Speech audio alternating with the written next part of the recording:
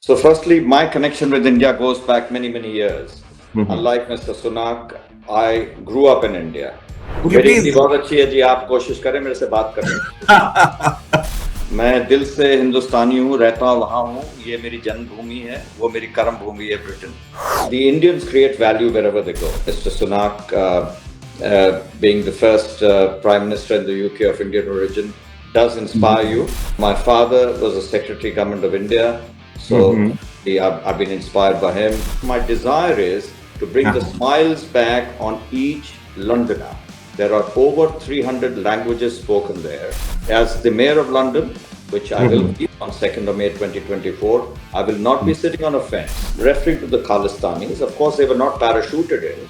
It's the responsibility of the host nation, and the flag being desecrated and disrespected should never have been allowed. यहीं मैं बड़ा हुआ आपके लाड प्यार से, और आपकी ब्लेसिंग्स चाहिए, दुआएं चाहिए। भारत का वासी, भारत के ओरिजिन से फिर दुनिया में एक तरीके से बहुत बड़े ओहदे पे बैठेगा, वो आपकी prayers or blessings के बिना नहीं होगा। Hello and welcome. You're watching One India News. My name is Pankaj Mishra, and I am joined by someone who is definitely going to make the heads turn and also grab all the headlines in the days to come. Tarun Ghulati, the mayoral candidate for London, and he has thrown his hat in the ring, obviously under the stewardship of Prime Minister Rishi Sunak.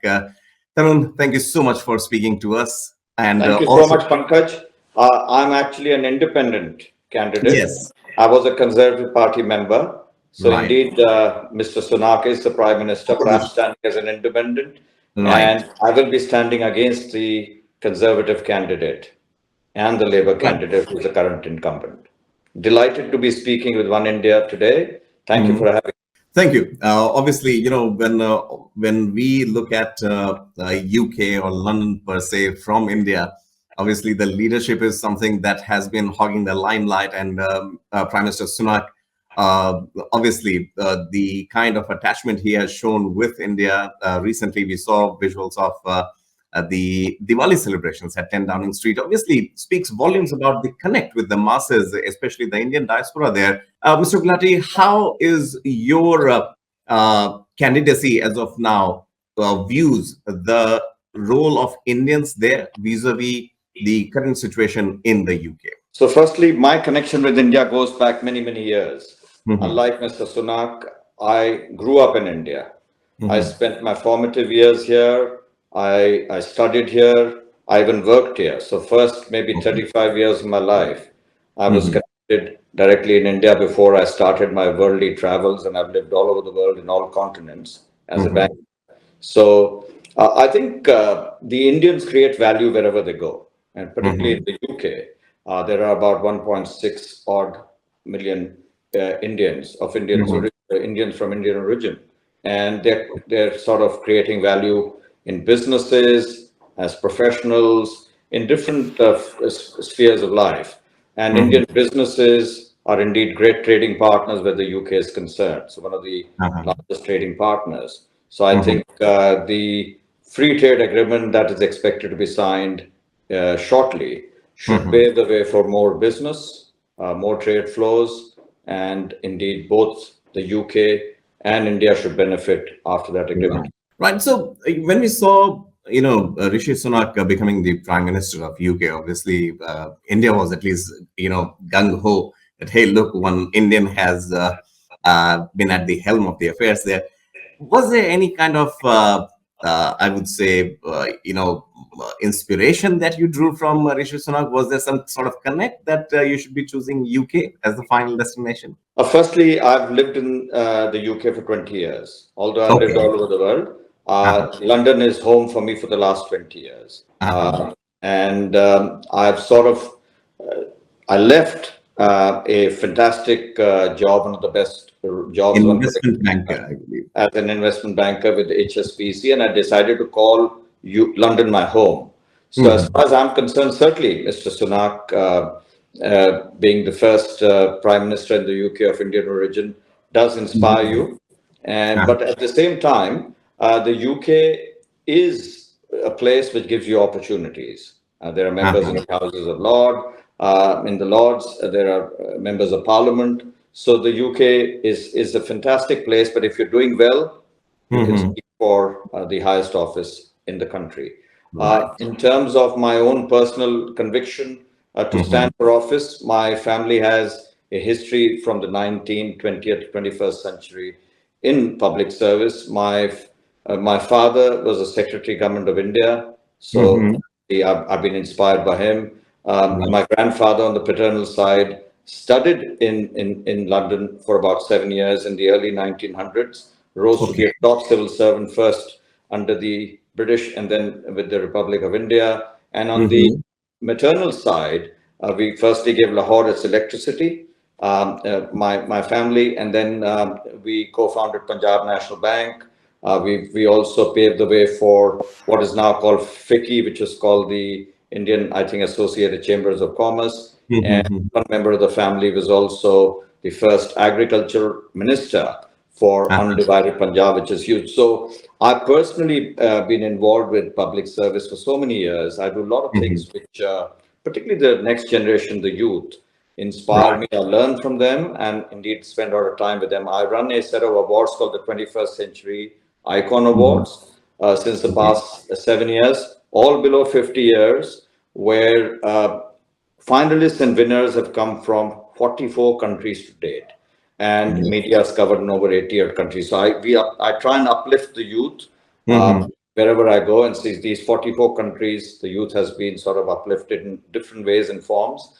And I'm also sort of a co-founder and co-chair of India's largest startup foundation, which again means that you help the youth and startups and that. So my inspiration comes from the family, the legacy, and indeed the way I've been brought up and the way my sort of Indeed. I'm always looking to do good each day, and this gives me an opportunity to stand. Absolutely, Tarun, the kind of illustrious history that you have just mentioned, the family and also the aspirations that you have, leaving aside the, I would say, very lucrative investment banker job and then entering into public service. Needless to say, our good wishes are there with you. Thank you very much. But the one critical aspect, when we talk about London, is that yes, there are no two ways that you will have the support of the Indian diaspora there. But when we talk about the British natives, Europeans, Africans who are there, what strategy, what greater strategy would you plan to employ to distinguish yourself in this 2024 London mayoral race? That's an excellent question, and I'll tell you why I will win. Firstly, the current incumbent, Mr. Sadiq Khan, Yes.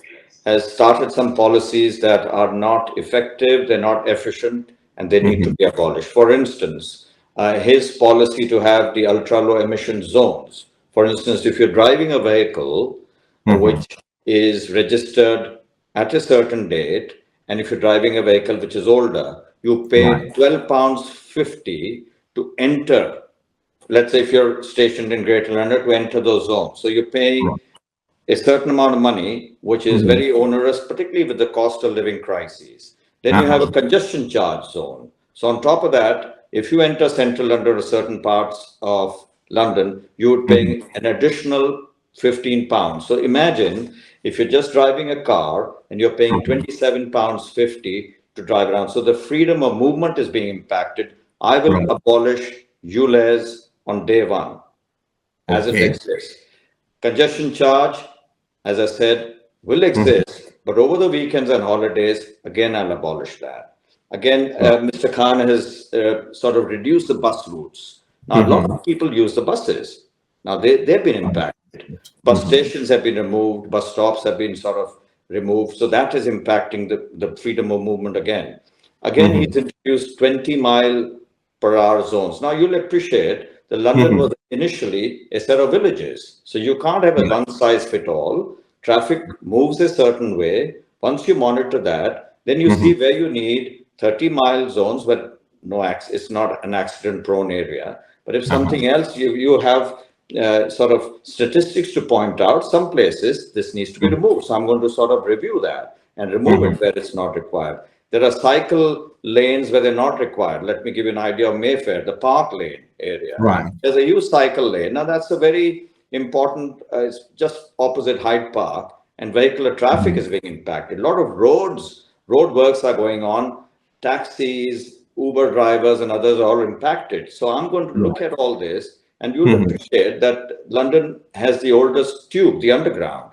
Now, Right. obviously, that needs improvement. The air quality inside is not great. So, whilst the thought process, Mr. Khan, may have been to improve the air quality, research doesn't suggest. So, I mean, this is a cost of living crisis. There's a war ongoing. So, people are finding it difficult to heat and eat. And this is not the time to implement such strategies. Right. And indeed, security is a key issue. I don't see it visible. I don't see the police visible. So I want to see policemen on the beat. I want to measure them. I want to have league tables. Why should there be crime when a policeman is on the beat? So I want to have Okay. police stations have been removed. I want police stations reinstalled where we know there is crime.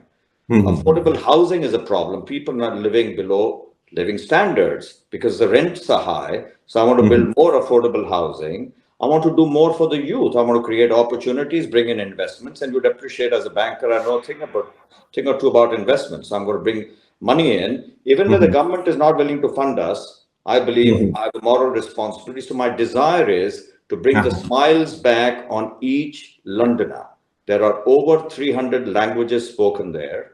You alluded to certain people living there, but there are so many people from all over the world who call London their home. It will be my responsibility to make sure I bring the mojo back for London and make sure everyone is uplifted. So I have a leveling up agenda, which will make sure every single Londoner benefits from. Tarun, when I hear you, there is, a term that we use here in India, Vasudhaiv Kutumbakam, the whole world is a family. And the way you have envisioned the plans for London, it's all encompassing and also keeping law and order and, public safety also on top priority. One key aspect that comes out, Tarun, here is the fact that there are not just different nationalities or nationals who are living in London, but there are also different cultures. Hinduism being one, then you have various other communities living there, sizable population of Muslims also, and so on and so forth. What is your view when it comes to uh, not solving, but at least giving them that right and freedom and space to exercise their rights freely? I think firstly, you make a very good point. Religion is a very personal thing. So Right. I'm born a Hindu. I believe in Sanatana. I also Dharma and I also believe in Vasudeva Kutumbakam, where the one world is one family. But that Right. also teaches us, the Hindu values also teach me that everyone needs to be respected, given the opportunity, and all religions need to be Absolutely. respected. So against that, you'll be surprised. I had a wonderful meeting with the Shah Imam Jam Masjid, and I spent an hour and a half at a residence. I'm meeting other religious leaders, and London is a melting pot. It's like a global bank. So if you Right. look at it in that perspective, you got to respect cultures, you got to respect beliefs, and give everybody a chance to live together, and make sure no remarks or any action is taken which actually makes people believe this is not the case. In the recent past, we've heard some members of the public and others making remarks where things have incited in a certain element of excitement in people's mind. That should not happen. We must make sure we Right. respect people and make sure everybody moves in the same direction. When you see a plane taking off from a runway, everything comes together. I want to make sure all Londoners come together, live in harmony, and there's a living bridge. I'm actually visiting several countries, meeting several heads of state to make sure I take advantage of the diaspora that lives in London so that we can understand. Unless you understand each diaspora may have different aspirations, Right. different issues, different problems. Unless you understand them and speak with people, you can't find the right solution. So I want to have an engagement, a dialogue where there's a collective sort of at least a thinking which evolves the decision-making process. Right. Tarun, this evening itself, there have been a couple of developments as far as the top leadership, Rishi Sunak's cabinet is concerned. David Cameron has been brought back as foreign secretary, if I'm not wrong, and one cabinet minister has been sacked also because of the pro-Palestine march that happened in the UK. We have seen in the past also, be it the Khalistani elements, pro-Khalistani supporters, they have also been protesting there, raising anti-India slogans. Now we have pro-Palestine approach, pro-Palestine marches happening.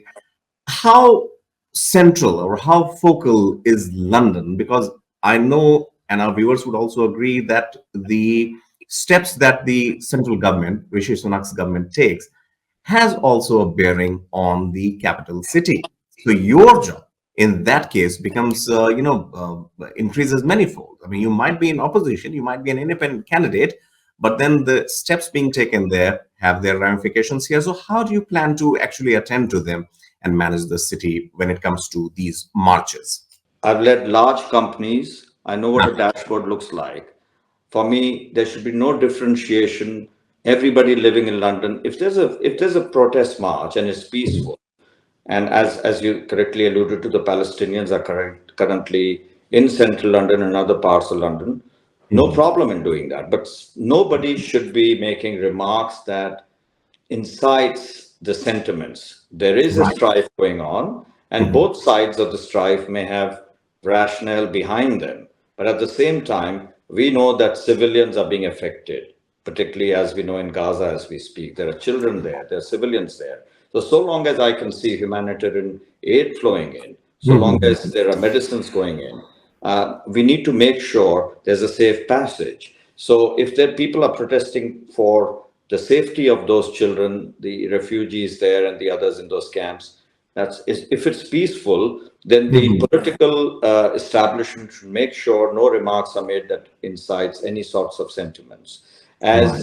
As the mayor of London, which I will be on 2nd of May 2024, I will not be sitting on a fence. The police will have powers to make sure, and they'll be instructed that if it's peaceful, people, which has been the case largely, we should not be able to stop people. We should allow them to, because, and referring to the Khalistanis, of course, they were not parachuted in. It's the responsibility of the host nation to, Right. and the flag being desecrated and disrespected should never have been allowed. And Mr. Khan should not have been sitting on a fence there, because it happened more than once. It will not happen under my watch. Right. Tarun, one final question before I let you go. This whole episode and, the unfolding of the crisis between Israel and Gaza. Although Palestinians have or are paying the price as we speak, we saw Prime Minister Sunak making a visit to Tel Aviv, meeting the Prime Minister of Israel, Netanyahu, there. What is your view? It's a either it's a balancing act, or it's a sort of teaching the Hamas a lesson sort of scenario. The whole world appears to be divided here. If I may have to ask you, what is your opinion? How do you see it? Through what prism? I think the world is at an inflection point as we speak. And geopolitical risk has never been more and greater as we see it today.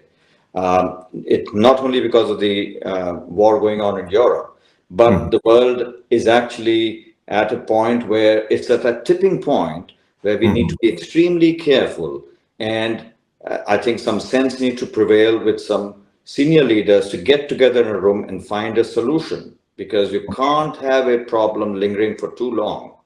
So whilst on the one side, a certain country may feel threatened, and they were attacked on the 7th of October. But on the other side, we also need to make sure that there are civilians there. And if terrorism at any juncture should never be encouraged. So that action needs to be taken. There are hostages there that need to be released. But at the same time, I think some element of decision making around the table to find a long-term solution to this extremely extreme situation in the world, where, as I alluded to, if you don't find a solution, well, it can't go on forever.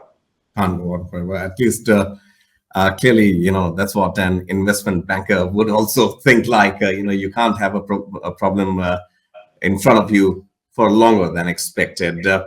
Final question, Tarun. What legacy do you plan to leave once you become the mayor of London? How do you want to be remembered as working for London? I want to be remembered as a mayor who actually made a difference, brought about change, transformed lives, and made sure that everybody was leveled up. So if somebody is suffering with maybe the basic, if you remember Maslow's hierarchy of needs, basic necessities are missing, I want to provide that. If somebody is looking for education, I want to make sure it's there. There are students that need meals every day. I make sure I give it to them. I create opportunities for business. I make sure there's affordable housing, so living standards are uplifted.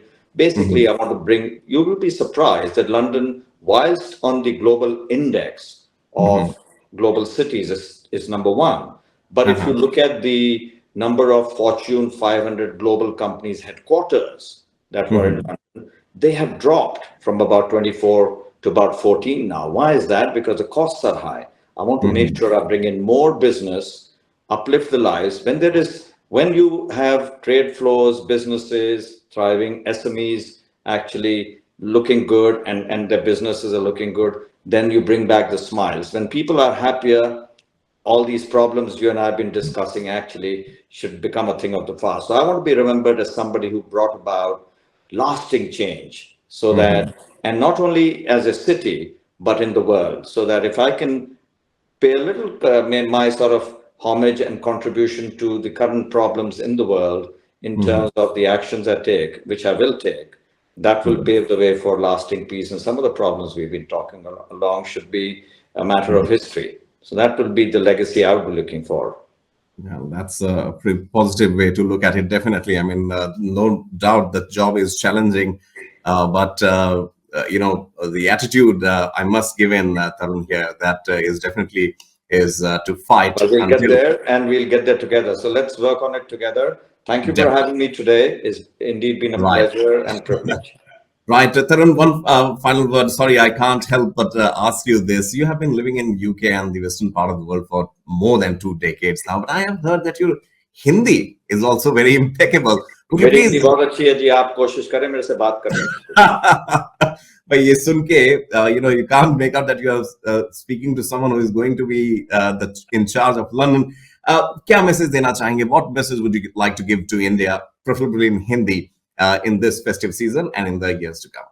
मैं दिल से हिंदुस्तानी हूँ, रहता वहाँ हूँ, ये मेरी जन्मभूमि है, वो मेरी कर्म भूमि है ब्रिटेन, और यहीं मैं बड़ा हुआ आपके लाड प्यार से, और आपकी ब्लेसिंग्स चाहिए, दुआएं चाहिए, और मेरी यही आपसे रिक्वेस्ट है कि आप मुझे अपनी प्रेयर्स में, पूजा में, दुआओं में याद करिए, और उसी दुआ और प्रेयर की वजह से, पूजा की वजह से मैं ज़रूर मेयर बनूंगा, और आपको एक और मौका मिलेगा कि कोई भारत का वासी, भारत के ओरिजिन से फिर दुनिया में एक तरीके से बहुत बड़े ओहदे पे बैठेगा, वो आपकी प्रेयर्स और ब्लेसिंग्स के बिना नहीं होगा. तो मेरी यही आपसे रिक्वेस्ट रहेगी कि आप मुझे अपनी ज़रूर, आजकल इस तरीके का माहौल है, दिवाली का अवसर भी है, और इस आपकी मेरे को विशेष मिलेंगी तो मैं आगे निकलूंगा उसी बेसिस पे. बहुत बहुत धन्यवाद. Tarun, our viewers would be delighted to hear you speak in Hindi and cross-connecting, with the masses there, with so many diaspora, not just from the Asian continent, but from the African and European countries as well. Thank you so much. I have lived in Africa and Asia, so it'll be a pleasure if they also watch me today. And thank you for having me once again. Well, I think next interview we will focus on what countries and what continents you haven't been to. Indeed, I would await that opportunity. Definitely. Tarun Ghulati there. Tarun Ghulati, independent mayoral candidate for 2024 London mayor elections. We wish you all the very best. One India wishes you the very best, and we hope to see a better and a brighter London under your leadership. Most certainly. We'll celebrate together on the 2nd of May 2024. Thank you once again. We'll look forward to that. Thank you so much, Tarun, for your time. Have a wonderful day ahead. Thank you. Thank you.